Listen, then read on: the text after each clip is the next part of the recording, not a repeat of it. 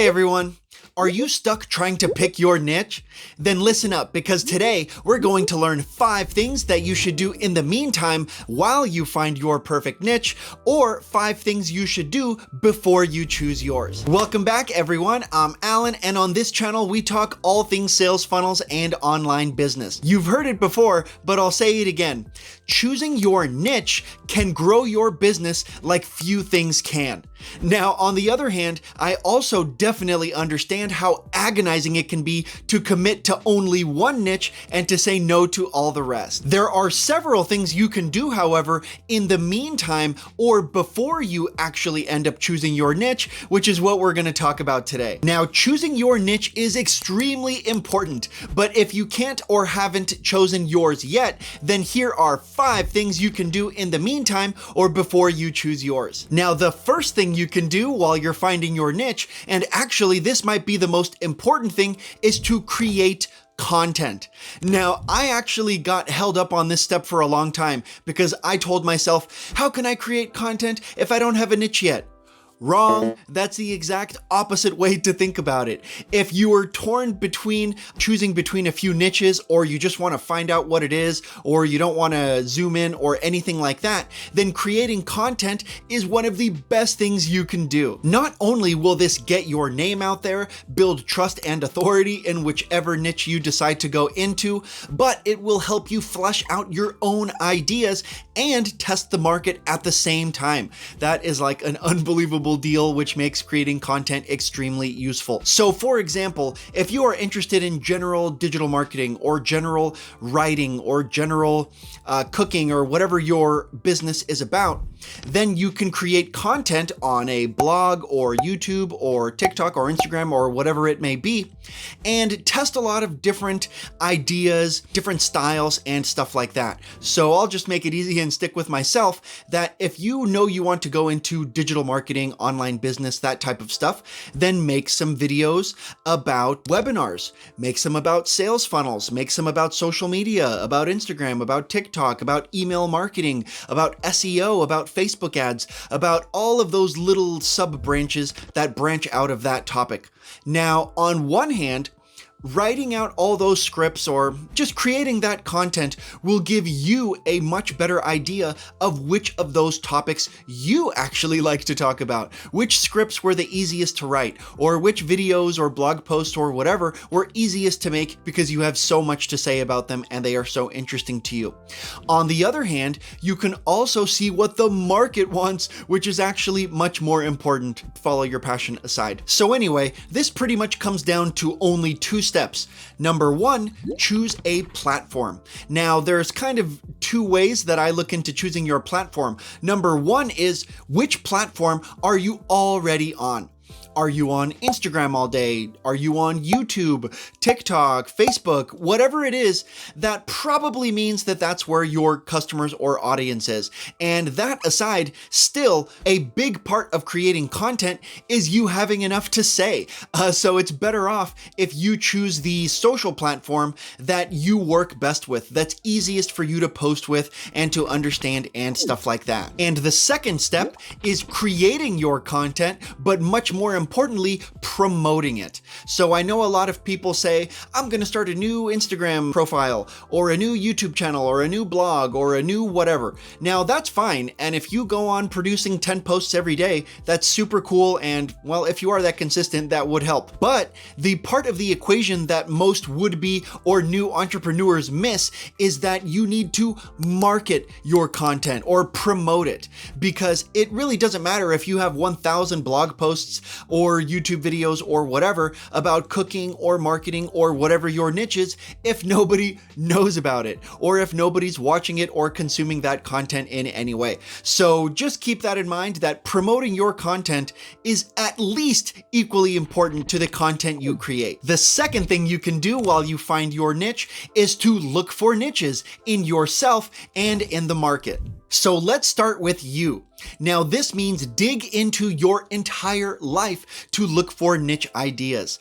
Now, this could be your Amazon purchase history, your credit card statements, your bookshelves, your home or your office or your desk, or your subscriptions. Look at your emails. Look at what your family and friends are into. Look what's in the popular magazines. Look what the big box retailers are selling. There are a million sources for niche ideas. By the way, learn more about those here. But the point is that just focusing on you for now is that you have tons of inspiration for niche ideas within yourself and your experience and your history, your interests, your passions, and all of those other things that I just mentioned. The other side of that coin is that you should also research the market, which is pretty much what are people dying to pay money for. A few ways to do market research include looking at Google auto-suggest in their search bar, or YouTube, same thing. You could also use Google Trends,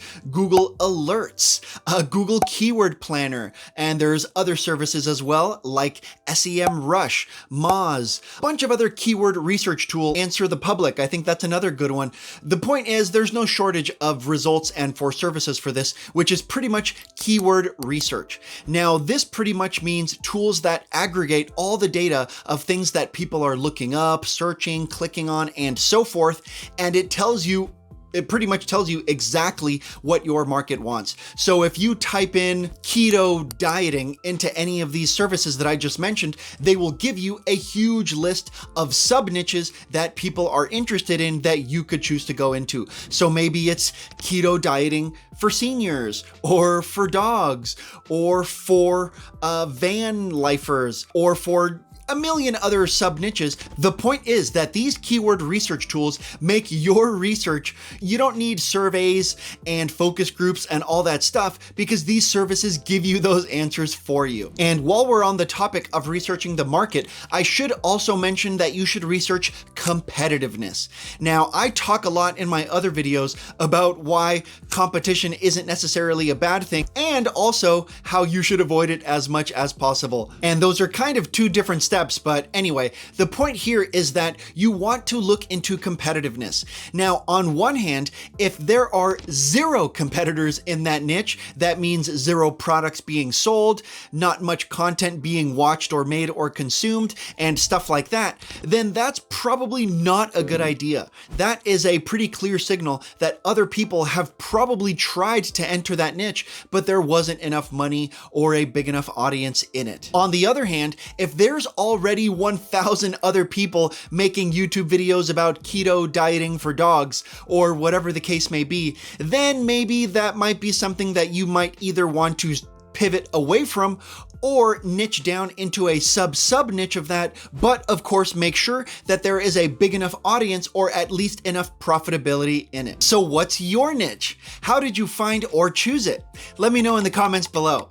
The third thing you can do is identify a customer to serve or a problem to solve. Now, when you think about it, that's all a niche really is. It's really just finding a specific customer to serve or a specific problem to solve. Now, even though both of these ideas are pretty much the exact same thing as picking a niche, I've noticed that these are much less threatening and much more clear about exactly what you should be looking for. So the point here is don't overthink it about picking a niche. Don't stress too much about that phrase. Just think of it in this super simple way. Who do I want to help, or which customer do I want to serve, and or what problem do I want to solve? Or can I solve, or anything like that. The fourth thing you can do while you find your niche is something that I know some of you aren't gonna like, but that is to commit to a niche. Now, I know that one of the main reasons why people don't, or why they avoid choosing a niche, is because they say, oh, I don't want to be saddled with this forever. I'm not ready for this lifelong commitment. I'm not ready to give this niche 10 years of my life, blah, blah, blah, and so forth, which is exactly why I emphasize not feeling committed to a long-term commitment for any of these niches. So for example, if you are in the digital marketing market, but you're not sure which niche to go into, just commit to one that interests you. And it doesn't matter if, oh, but I like this one and I like that one too, and I don't really like this one. even if it's just for 2 months. Just commit to one. If that's email marketing or webinars or copywriting or sales pages or whatever it is, just commit to one. Because picking your niche is actually kind of a roadblock to a bunch of other steps that you don't even know are there until you actually pick yours. So for example, if you're picking your first niche, then let's just say you commit to focusing on email marketing with ActiveCampaign, just as a random example. Now, as you commit to that, even if it's just for 1 or 2 months, then you can finally move on to the steps of creating content, creating products, lead magnets, tripwire products, service packages, follow-up emails, just all of these 100 steps that you just didn't have access to or that didn't make sense for you to create or to get to until you pick your niche. So the point is that even if you commit to a niche that you don't end up loving, then that will still benefit you a ton because you will get to see or you will have access to the next 50 steps that you didn't have access to before. And the fifth thing you can do while you find your niche, now this is actually my least favorite option, but that is to pursue multiple niches if you absolutely must. The fact that you're watching this video right now means you're probably stuck picking your niche. This almost always involves people who just can't decide between their top 2 or 3 ideas. So the point is that if you are absolutely decided that you cannot pick between these 2 separate niches, that you just can't choose which one is better than the other one or which one you want to commit to, then okay, I don't suggest it, but if you absolutely must, then pursue both niches. Now keep in mind, this probably literally means double the work. This means you have to create double the email autoresponders, double the amount of websites, double the amount of products and service packages and sales pages and offers and content and all of that stuff. Now, to be fair, some of it will kind of overlap, I guess, but just imagine it this way. Double the niches, or more than one, so let's say 2. So 2 niches equals double the work to start pretty much any business, which is already a lot. Now, if you're an established business or entrepreneur, then you can probably handle launching 2 products in 2 different niches if you absolutely had to. However, if you are new or fresh or any type of early entrepreneur, then I would definitely advise against it, but just keep that in mind that if you are absolutely committed or torn, then you can technically pursue 2. And the absolutely most important thing you should do while you're finding your niche is to hit the like button and subscribe below. If you learned something interesting today, it does help a lot. For more help picking your niche, then definitely grab my free Find Your Niche checklist in the description below, which also has 100 niche ideas inside. Well, that wraps us up for today. Thanks everyone for stopping by, and I'll see you on the next one.